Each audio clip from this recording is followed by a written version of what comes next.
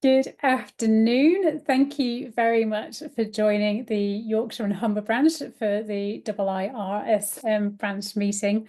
We are delighted to have Arad with us today from the Susie Lampow Trust, who's going to be really giving us a presentation on occupational personal safety lone working. And I think it's a really interesting topic that many of us have a great interest in. Arad today is going to be talking to us a little bit about the background, the trust, how it started, and the sad circumstances for it. We're going to be having a look at why personal safety and lone working practices are so important in our workplaces, in our everyday lives.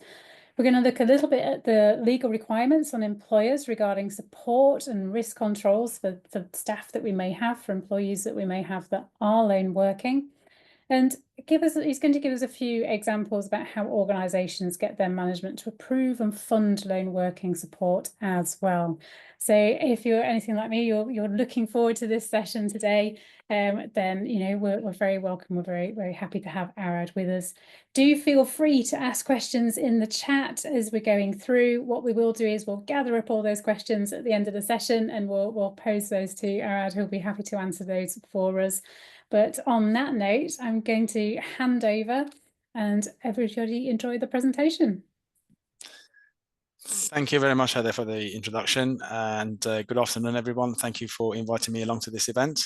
We're going to talk about the importance of occupational personal safety and lone working today, and I look forward to answering as many questions as we have time for at the end. If I can get my slide moving. There you go. Right, so let's start with a little bit about the trust. Who was Susie Lampow? Susie Lampow was a estate agent. She worked in Fulham in West London. And on the around about the sort of just before noon on 28th of July 1986, she went along to an appointment for a house viewing, not too far away from where the office was actually based in Sheen, and she never returned back to her desk on that day. The unfortunate circumstance that the police in particular faced at the end, when they realized that she's missing and the investigation started, was the fact that she had been missing for more than 6 hours as a lone worker, and nobody had actually noticed that she wasn't back at her desk. She disappeared. She was presumed murdered for a good while, and it actually took 7 years until she was legally declared deceased in 1993. Her late mother and father, Diana and Paul Lampow, set up the trust about 6 months after she disappeared, because they didn't want what happened to her to happen to anybody else. And the sort of the campaigning and the training work of the trust started with Diana Lampow going into offices, going into schools and universities and various other settings to talk about what happened to her daughter, and to encourage people to live life safe. In terms of what we do, nearly 4 decades after Susie's disappearance, there's 3 distinct arms to the trust. The policy and campaigning work that we do, so that's really all about raising awareness and influencing decision makers and policy makers at the government level in particular. We do get involved with a lot of ministerial and government consultations on various bills and various other violence against women and girls related and personal safety related content that goes through the House of Commons. We, on the educational side, provide personal safety and lone worker training courses, which come in all types of sort of durations and delivery formats. We deliver sexual harassment courses, which is important in particular now in light of the Worker Protection Act. We train police forces and frontline victim support professionals within the violence against women and girls sector in particular on what stalking is, but we specialize in sex-based harassment and stalking. So it could be, again, a range of products that we can put out there. And we also have a consultancy arm. We do policy reviews, policy writing and revamps for organizations' personal safety policies. And in addition to that, we also create bespoke content for Organizations where either the sheer size of the workforce requires something more bespoke, or alternatively, the needs are very unique, and therefore the regular everyday content that we deliver needs to be tweaked in some way before it's delivered to the audience. And in terms of the supporting element of the work that we do, we're on the National Stalking Helpline. On our website, you do get safety guidance and safety advice, which is regularly put up there in various reports. But the National Stalking Helpline is there as a free national service, and we offer guidance to people who go through prolonged episodes of harassment, but also people who experience stalking.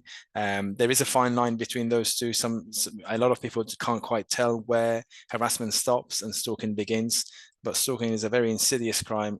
The perpetrators are incredibly manipulative, and academic research will tell you that 21 people around the victim are at the risk of harm. One of the groups which is exposed to that risk are colleagues. So if you have someone who is a victim of stalking within your workforce, it's not unreasonable to assume that immediate colleagues around that person may also be at the risk of harm from the perpetrator. And these perpetrators are very manipulative. So if you come across a case, whether you know it's stalking or not, please do refer them to the National Stalking Helpline. A PDF of this presentation will be circulated after today, and it will have the final slide does have the various contact details. So a little bit about Susie's story and a little bit about the work of the trust. So let's just very quickly cover some definitions of personal safety, occupational personal safety, but also lone working, and then we'll have a look at the importance. Why is it so important to look at personal safety in the context of the workplace, but also to consider the risks that lone workers are in particular exposed to. We define personal safety as an individual's ability to go about their daily life free from the threat or fear of psychological, emotional, or physical harm from others. As I'm sure many of you would know, that separates occupational personal safety from traditional health and safety, in the sense that this is much less about trips and falls and chemical hazards in the workplace, and more about unwanted and harmful behaviors, such as aggression, abusive behaviors such as harassment, stalking, and so forth, but also actual violence, physical harm and physical violence. So against that background, we should also have a look at what we mean by lone workers and what is lone working. The Health and Safety Executive defines lone working as any scenario where someone is working on their own without the close or direct supervision of their employer. So this morning I was at an event and I was in a room with roughly about 40 odd people, but technically I was not being directly or closely supervised by my employer, and therefore I was lone working. So examples that are listed there, that's not a comprehensive list obviously, but some of the more common ones: working from home, working remotely, any form of hybrid working will classify you as a lone worker. If you're in a building but away from colleagues, we do get a lot of people who work earlier or later in the evening, or early in the morning. They start early in the morning and leave later in the evening, and there are obviously security guards and other people in adjacent offices, but again, they would be classified as lone workers. Whenever you work away from your usual workplace or an office, as it may be, you're a lone worker. Working outside of normal hours, you would be classified as a lone worker. But also when you're traveling, you will be a lone worker. And as I said, that's not a comprehensive list, but there's just some clear examples of what we mean by lone working. There were an estimated 8.8 million lone workers in the UK. I think this dates back to 2021, if I'm not mistaken. But it now includes, lone workers and hybrid workers and people working from home. So that number would have increased. So there are millions and millions of people lone working throughout the UK.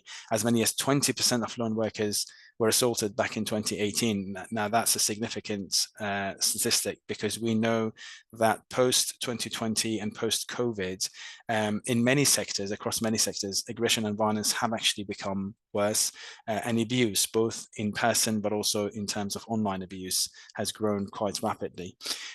So that number, that statistic, is quite key. And 90% of respondents to the lone worker landscape report stated that they were working away from colleagues for 3 or more than 3 days per week, becoming effectively lone workers. And yet more than half of them didn't understand the definition of what a lone worker is, and they didn't see themselves necessarily as lone working. And again, back in 2021, as many as roughly 55,000 lone workers were attacked. And we know that that number is much higher. Unfortunately, the annual research that was undertaken by the HSE and published by ONS hasn't been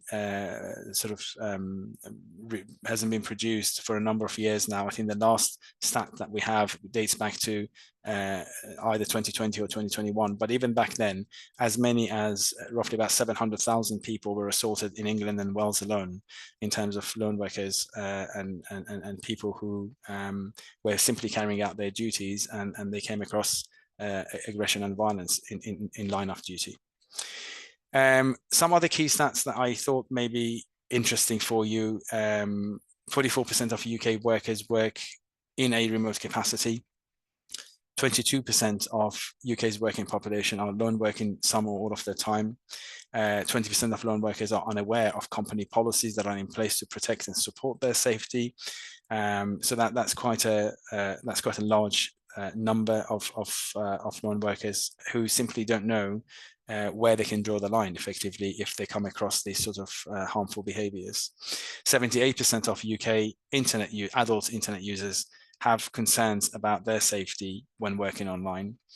94% of employers gave themselves 100%, 10 out of 10, in relation to how seriously they take the safety of their employers.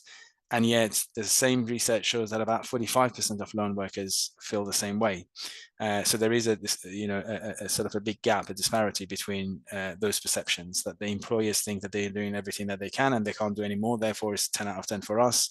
And yet the lone workers on the ground, less than half of them feel that that's true.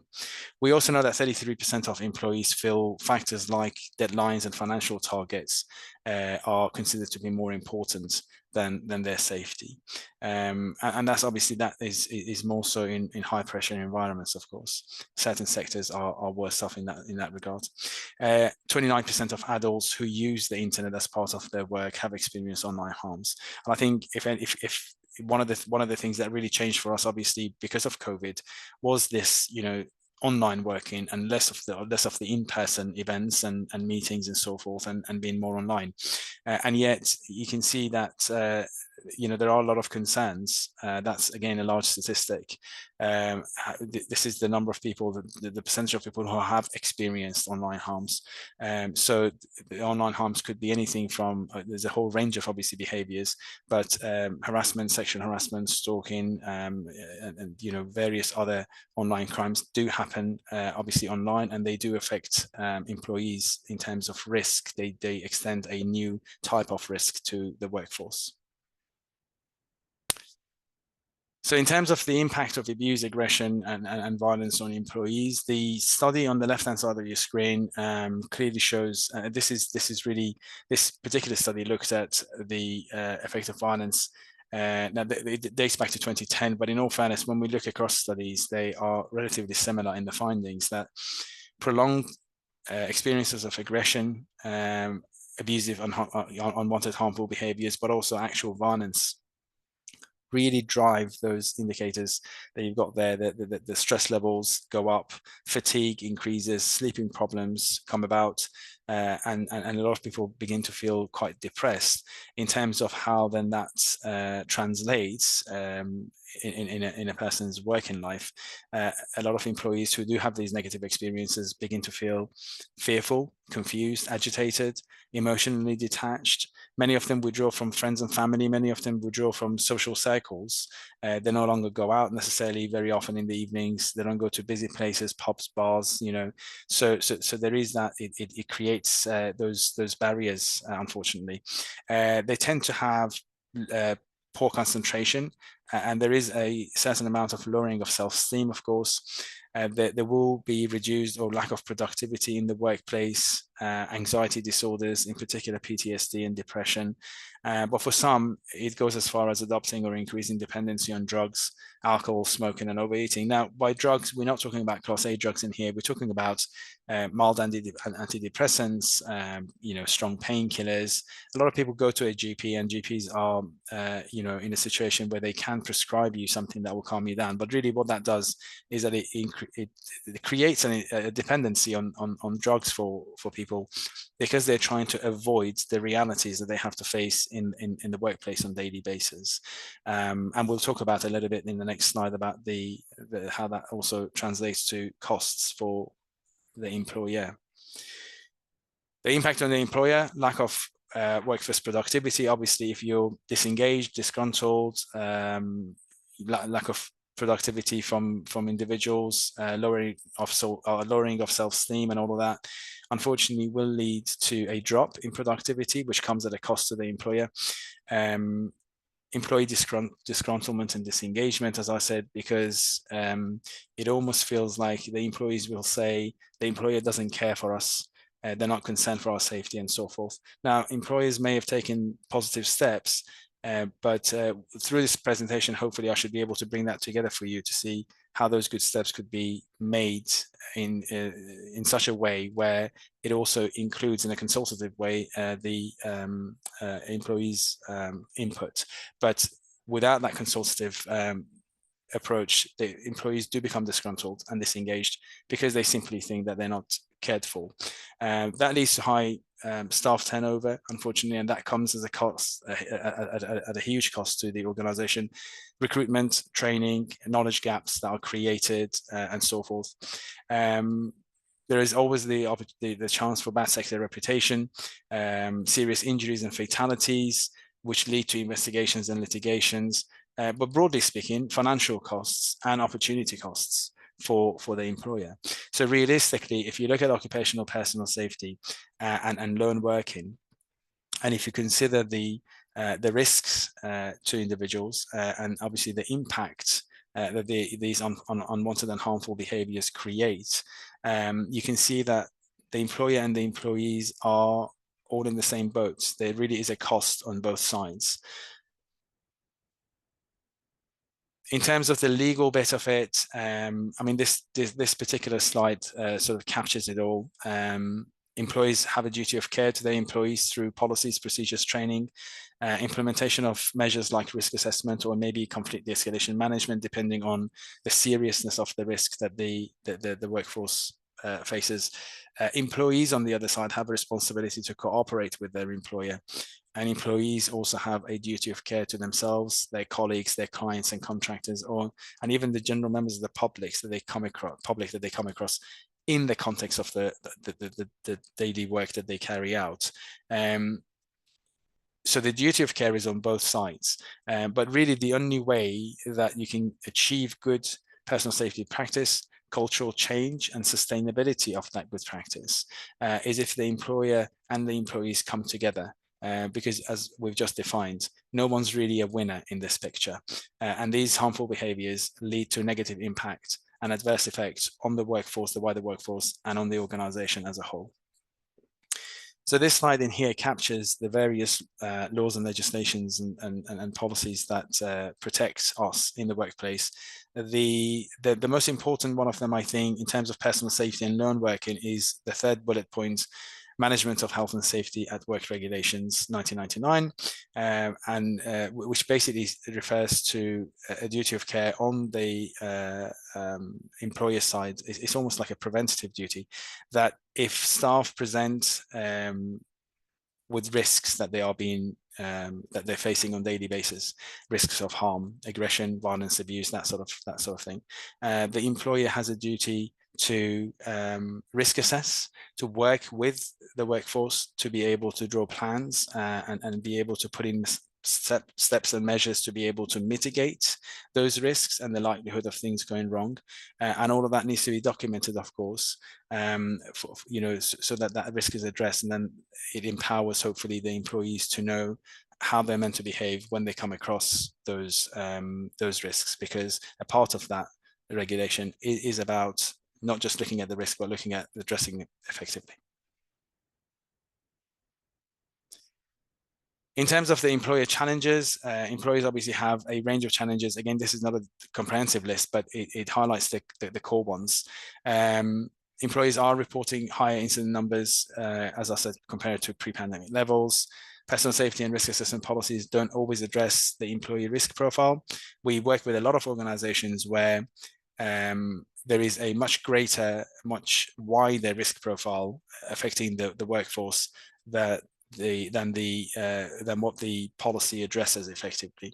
So policies need to be reviewed quite regularly to make sure that they're not just up to date, but they reflect the realities in terms of risk of what employees experience when they're out and about doing their work.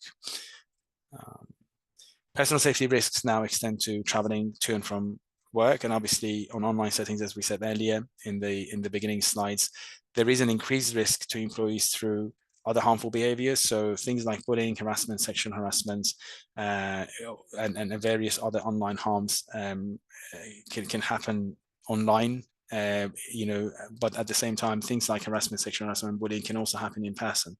And the perpetrators of that could be clients, could be general members of the public, but they could unfortunately also be, people from within the organization.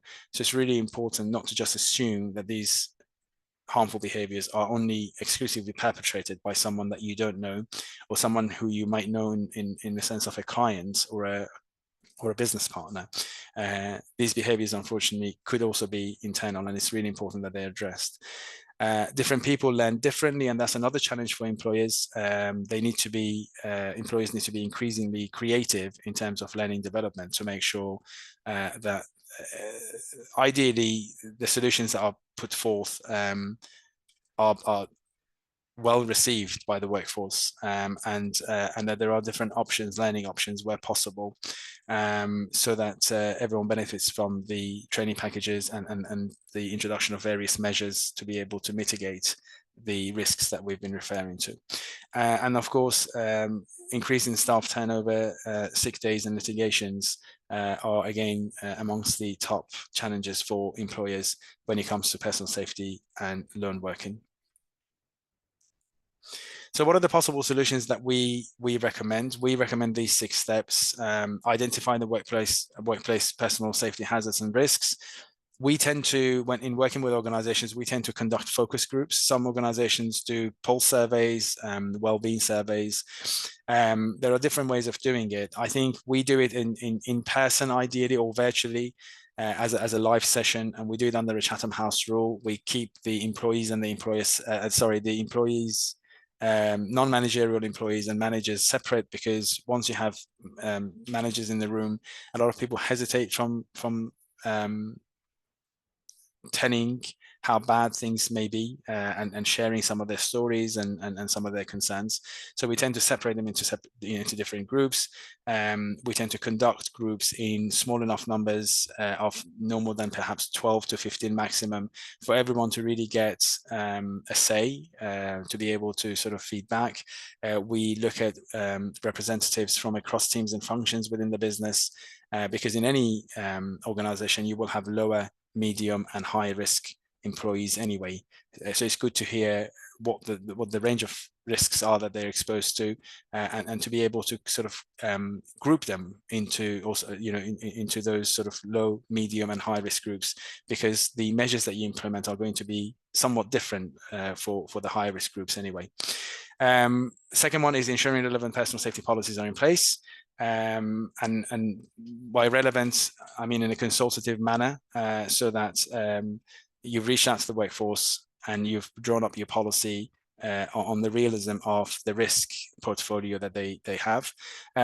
Personal safety, sex-based harassment and stalking courses, offering those are really important. We obviously specialize in sex-based harassment and stalking, so we tend to sort of push those very much. A lot of, unfortunately, things like, sexual assault, sexual misconduct, they all come under the overarching umbrella of personal safety.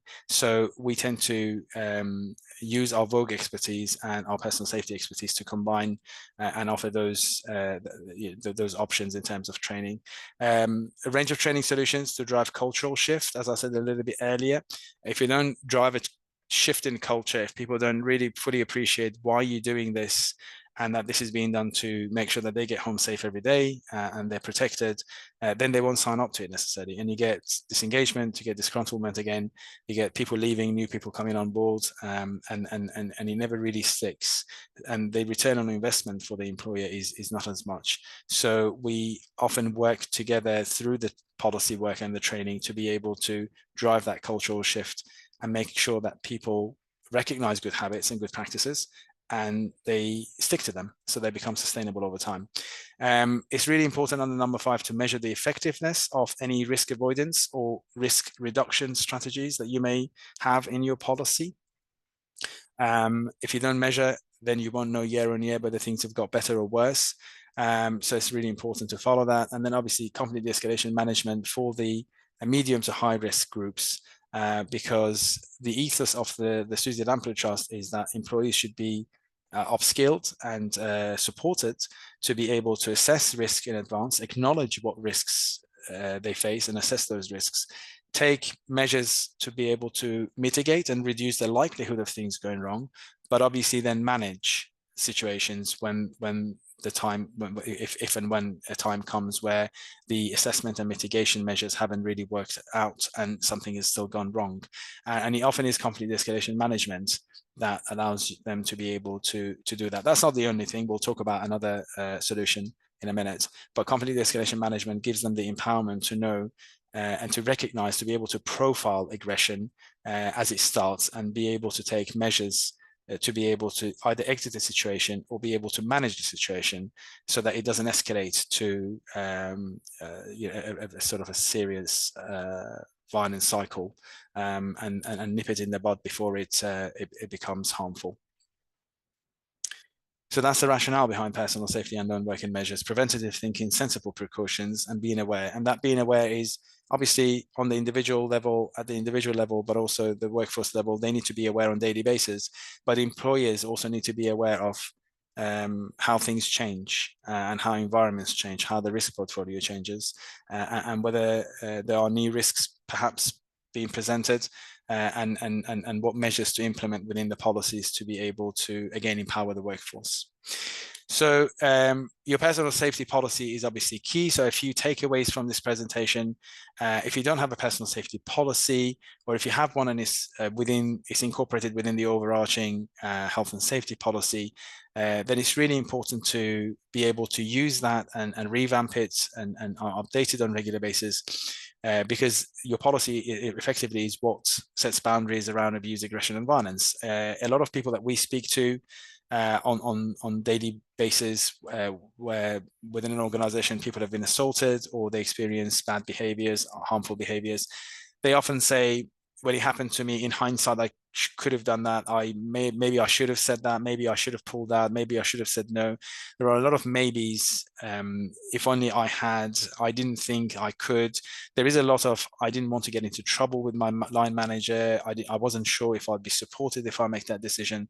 So that policy is really key in terms of setting those boundaries and empowering your personnel to be able to know where they report, where they are supported, and also where they have to draw the line, and in what fashion, how they expect it to behave and do that effectively. Policies, if consultative, allow employees to address the risk profile effectively. They empower employees by clarifying the boundaries, as I said. They help define good personal safety practices, which we'll cover in a minute in number 6. They push for effective change in behavior, but also change in culture of the organization. They overcome objections, disgruntlement, and disengagement by being relevant to the risk and to the harmful behavior types that the employees experience. They also help to establish good practices, reporting pathways being in place and being effective, routine risk assessments, at least on daily basis for individuals in particular who are very client-facing, field-based workers, lone workers, and so forth.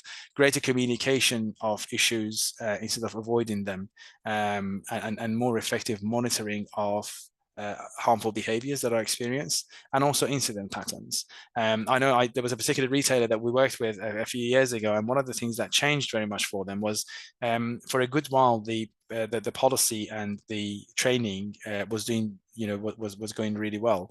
But then suddenly what happened was that they started to get antisocial behavior. They had, youngsters on scooters, ransacking the store, for example. Youngsters, again, youth in particular, being arrested for theft and putting the room where they were being detained, putting the bin on fire. Those really sort of that sort of outlines how the risk portfolio can shift suddenly, and it can, you suddenly end up with a problem that you are not prepared for. So it's really important to make sure that the reporting outlines the behavioral types that you're experiencing, and the incident patterns established through that, and then the policy can be updated, and that again leads to the empowerment of the workforce to know how they need to deal with those sort of situations. With the best of intentions, the assessment, mitigation, and management of risk may still not be enough. Thankfully, not often, in rare circumstances. Sometimes you come across a sort of a scenario whereby somebody has come as a client, perhaps a member of the public, with a certain amount of hostility, and as much as you try to manage the situation, things don't improve. If it's not a risk that you were expecting, it would have been difficult to obviously pre-assess it and put in measures to mitigate it. So it's really also important to have tracing systems in place. Bodying systems, lone worker devices, global positioning systems. Some organizations use two-way radios for people to be able to call at that hour of need, to have a lifeline. Now, I'm not going to go through this because the presentation today is not long enough for me to be able to cover them each, but I've chosen the lone worker devices, and there is a video that I'd like to play for you, and hopefully you'll be able to hear the sound. And it just shows you how, with the best of intentions, assessing, mitigating, and managing risks can do wonderful things, but where something still goes wrong, this could be the lifeline for the workforce. My name is Paula Piper, and I'm being currently followed by one of our tenants who has been verbally aggressive. Where is he currently now? Right behind me, about 4 foot. That was the voice of Paula Piper, an asset officer out on a normal job. And I wasn't going into the situation thinking this was definitely going to happen. To me, it was just another routine call. But what do you do when something does happen? Paula was approaching the residence of a tenant who demanded a new door. I just kept my head and stayed professional and explained to them that I wouldn't be able to replace his door. He started kicking the door, started kicking the front door. He was just quite angry the whole time. He just followed straight behind. He was right behind Stephen and I. So I pushed the button and I just automatically introduced myself. So, is people safe? You've activated your alarm. My name is Paula Piper. I'm a member of Radius Housing Association. Would you like me to arrange for police to Could attend? you arrange for the police to call out? Yes, please. Yeah, that's fine. And the system managed away the risk by communicating with the user and also communicating with emergency services to deal and mitigate the risk within 10 minutes. She stayed there the whole time. She talked to me the whole time. She was a very calm and influence, genuinely. I don't know what I expected because I'd never pressed the button before. But most importantly, you're safe and well. Are you away from the site I am now? indeed. I'm my colleague, yes. I'm just glad that I had it and that it was able all to be recorded.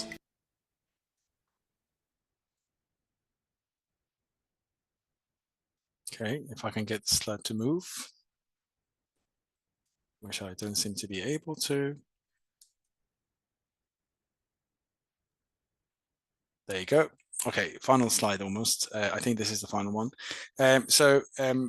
that was really to sort of highlight the fact that there are various measures that you can take to protect the health and well-being of your employees, and the assessment, the mitigation and management of risk is one, and then having these personal devices, personal safety devices, or personal safety technologies, lone worker technologies in place could be another. There are obviously some organizations obviously have other measures which could potentially be a bit more unique to their own setting and their own needs. But overall, this should really be about an employee going out there and feeling really confident that I've done everything that I could have done to try to address the risks. I've taken measures to try to reduce the likelihood of things going wrong. If something does go wrong, I hopefully have enough complete the escalation management skills to be able to stop it before it escalates into something more serious. But if it does escalate into something serious, then I've got some sort of a backup, whether it's a two-way radio, whether it's a body system where you can alert someone, whether it's a lone worker device that you can get in touch with an alarm receiving center through that. It adds to the confidence, and as I said, the key word here is empowerment of your employees. So understand the full risk profile, have your policies in place, ensure your workforce is regularly monitored on both through the reports that you received, making sure that people stick to good practice, and making sure that people do let you know how things are changing for them in terms of risks. Ensure that near misses and actual incidents are both reported. One of the most common things that we see is that a lot of people report actual incidents, but not near misses. And yet, I would say in my own experience, more than 50% of times, a near miss is eventually going to become an actual incident. So it's really important to also report near misses, because they help to establish, again, patterns of behavior and the risk profile. Dealing with reports and dynamically monitoring new emerging risks is key. Managing perpetrators, especially if they are from the workforce or clients that you manage. Utilizing lone worker technologies, as we've just said. And last but not least, having a top-down approach, an endorsement from leadership. The cost to the individual, the cost to the collective, and the cost to the entire organization is far too much. Unfortunately, there isn't a definitive figure on that. We tried a few years ago to work with with a university and reached out to many employers to try to figure out, what the cost of personal safety incidents and incidents affecting lone workers in particular is to businesses in general. But unfortunately, there wasn't much appetite for that kind of data to be shared. So we parked it. But what we do find an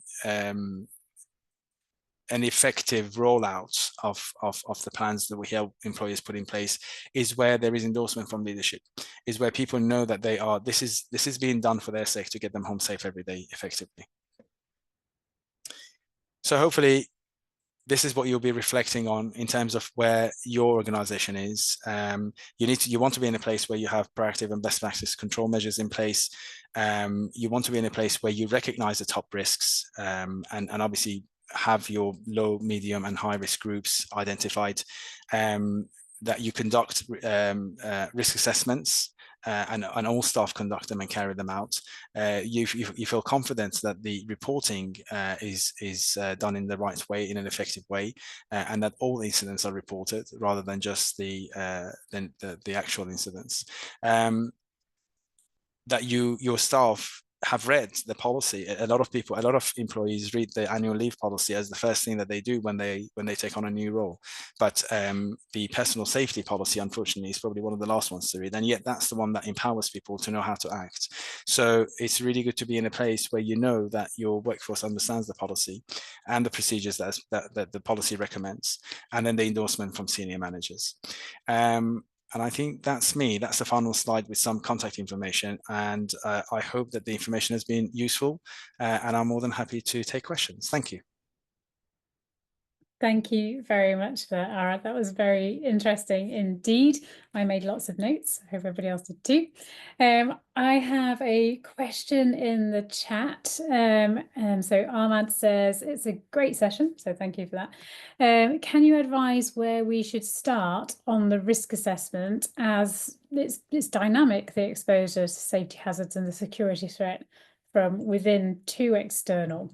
So I don't know whether you can see that in the chat as well, Arad. So I think Ahmed's asking, where should they start on that risk assessment, with it being a little bit dynamic, perhaps with them going from security threats from within the organisation to external?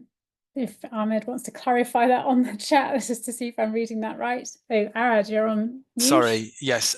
I'll try to answer that, but if I've misunderstood the question, then please let me know, Ahmed, and I'll be more than happy to expand a little bit on that. We recommend that it's easy for anyone to say, can you risk assess? But then where do you start?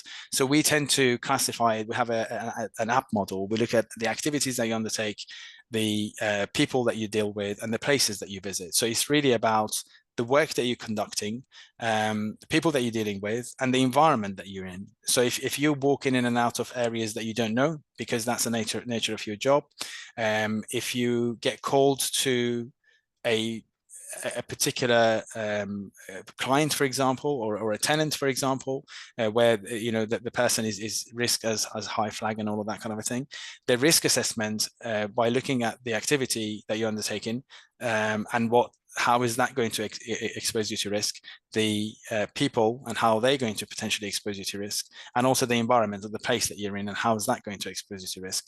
That effectively captures much of it.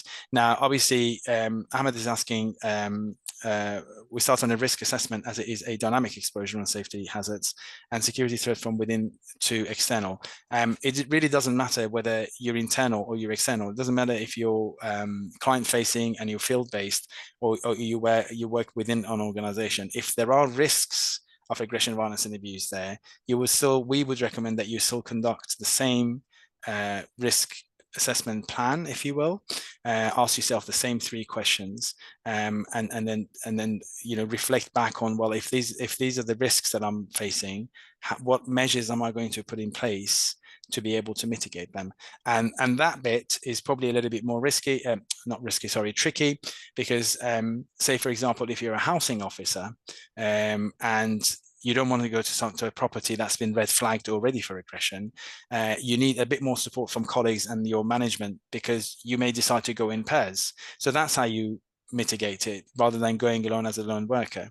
But risk assessment needs to be done internally and externally, and it needs to have measures. You need to consider measures that you take as an individual, but also you need to acknowledge that a lot of times, good personal safety practice is also about other people supporting you along those lines. I hope that answers the questions, but if not, please clarify, and I'll have another go. Thank you for that, Arad. That was good. If anybody else has any questions they want to pop in the chat, then please do so. It's interesting because when we talk about, the high risk and the low risk, and I know one of the key conversations I often have with clients is, where we've got people that are perhaps client facing or public facing and external, as was commented there. Yes. They're much more focused on that, aren't they? They're much more, they can get that, they visualize that more. But when you say, let's look internally, companies sometimes they don't grasp onto that as much as they possibly could. And when we think about those that are working from home, so if we say 44% of people working remotely, and it's it's increasing since we've had COVID and everything. When it comes to companies saying, well, they're not a high risk, they're a very low risk, and they're doing administrative office work from home, but we know they're lone working. What practical examples, what suggestions could you give to those organisations that are perhaps a bit resistant to acknowledge that those working from home are lone working? What possible suggestions could you put in place for those companies? Well, I think you need to. I think that's just a matter of perception, that you choose to want to avoid the issue. I have seen many people who don't have the privilege of owning their own home or renting their own flats. Many people share. Now, if you think of the fact that if you're in a situation where you're sharing the flat and something goes wrong whilst you're working at home, you're still technically on shift. you work in, despite the fact that your location is your home, you're still being exposed to risks within that environment. It's a bit like when you hurt your back, and from a health and safety perspective, you're coming back to work slowly after a slip disc, and you want to do more homework in, and technically there should be an assessment of your station and how you sit, and do you have a desk? Employers do that because by law they should do it, and it's good HR practice and so forth. So actually a lot of us have incredibly difficult neighbors. A lot of us might live in neighborhoods where there are risks. You could be working from home, step outside to get lunch and come back and something can happen to you. So this is why one of the most regular things that we do on a daily basis is on teams, everyone within different teams within the trust, we all have our own team, if I can call it that, and everyone sort of messages to say, I'm going for lunch and I think I'll be back in half an hour. At least you have an idea of where that person is. We find, for example, in local authorities or housing associations, some people work from home, but in the middle of the day, they go to make a visit. So, so there's a risk of being a lone worker and being at home, and the risk that you may be exposed to because of your neighbors, because of the people that you share a place with, or various other risks. And then you step away from it. And if you're not reporting, if you're not checking in and out, if you're not letting someone know where you are and what's happening, you're actually exposing yourself to risk without the knowledge of your employer, without that close and direct supervision. And if something happens to you, no one's going to know until someone needs you. And remember that Susie was missing for over 6 hours. And that's what we try to avoid effectively. But there are obviously different reports that really highlight the extent of the type of risks, stalking, domestic abuse and domestic violence, various other things can all play a part in the home, unfortunately. And you'll be at work and being exposed to those risks at that time. Yeah, no, thank you for that, Arid. It is, like you say, it's a perception of people, isn't it? And especially it's a perception of managers sometimes as well. Yeah. Who just, they'll readily look into options and think about things like people safe for those that are out and about. They're not necessarily willing, but they don't necessarily see the need to have that like buddy system, like you just said, having that teams where you check in. That works just for my team. I have seen People Safe in action, and it is an amazing piece of technology. And I know there's other systems out there as well. That I encourage people do go and look at those systems, those things that we can get and we can put in place to protect people when they are lone working or they are remote. It's like going back to perception again as well. I'm saying that these people that work from home, and I'm thinking ahead to our May presentation, which is on international travel. That's another perception, isn't it? Where people, they go off and do an international travel business visit, but people just assume it's a bit of a jolly, and they're out of sight, out of mind. And it's again comes back down to that individual perceptions again, I guess. Absolutely. Okay. I think that's been a really insightful presentation, and I'm sure it's given those people that are on the call a few things to think about, and especially having that section at the end where you had that element of self-reflection and how are you managing it, and thinking again about everybody's perceptions too. I think that's been really, really good. So I just Wonderful. like, on behalf of the Yorkshire and Humber branch, thank you for your time today. It is much appreciated, and I think I speak for everybody on the call. That was a really good presentation, so thank you very much, Arid. Wonderful. Thank you for inviting me along. I hope it has been a useful session. Do let me know if there are any other questions. There are ways that you can obviously contact the trust using the info@email. If anything comes up, then you just want to sort of run something past or ask anything like that. And as I said, the PDF of the presentation has been shared already. So so hopefully that will reach everyone, and then they can reflect on that and let us know if there's any other queries. I think something else has come up in the, I don't know if that's a question or. Lee just says that they did initially promote the People Safe app as a lone working solution, but in hindsight, they may have missed an opportunity by not positioning it more broadly as a personal safety tool. So how can they realign their messaging to better reflect its full range of benefits? So I think it needs to just be acknowledged that again, this goes to a perception issue. We come across a lot of workforces where the the complaint is that we've implemented these technologies and the take up by employees is very slow, or people don't use it. And then when we talk to staff, where is your device? If it's not an app based and it's a device, I think it's charging at home, I think it's in the bottom of my bag, anything can come up. When it gets down to the bottom of it, it really comes down to the fact that they think their signal is being triangulated, that the employer is monitoring them, and that's a myth. That's not what these things are being used for. But to go back to this particular comment about PeopleSafe's app, it's really important that we always use the sort of the slogan to get you home safe every day.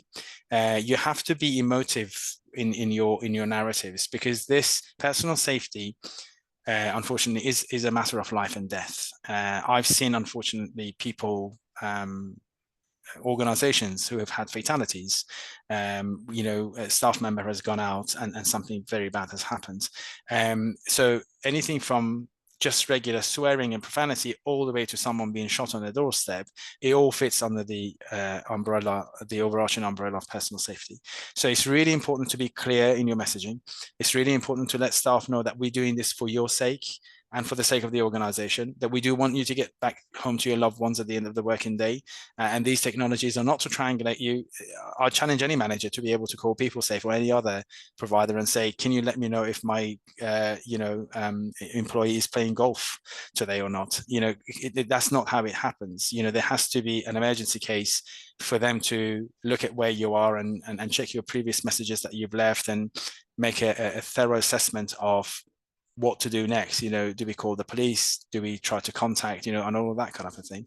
So in positioning it with people, be honest with them. And obviously through the work that you do with the providers, through these kind of videos, you can, a picture speaks 1,000 words. It really delivers that message that it could be me in that situation, and everything else that I've done could have failed, but this at least will allow me to get a level 1 police response. And if that doesn't wash it, I don't know what else will. Normally people, when you look at it from an emotive angle and you show them examples of what can go wrong, they tend to be much more open to that. But please do work with, we work with PeopleSafe. They're a partner of the trust in many ways. They support many of our events and so forth. And they have a really good team, but pin them down and get them to address those misconceptions. So hopefully the take up will be much more successful, and then the return on investment will be much, much better in terms of protecting lives. Thank you. I think in all aspects of managing safety, we sometimes have to turn on that emotive method of getting the message across, don't we? And as always, it just comes back to that cultural shift within an organisation to leadership driving that culture, as we see time and time again in every safety topic that we look at. Yeah. So again, thank you, Arad. If My nobody pleasure. has any questions today, then we will thank you for your time. And it's been a really, really great presentation. Thank you very much. Wonderful. Thanks again and have a good afternoon. Lovely to be here. Thank you. Thanks. Bye-bye. Bye.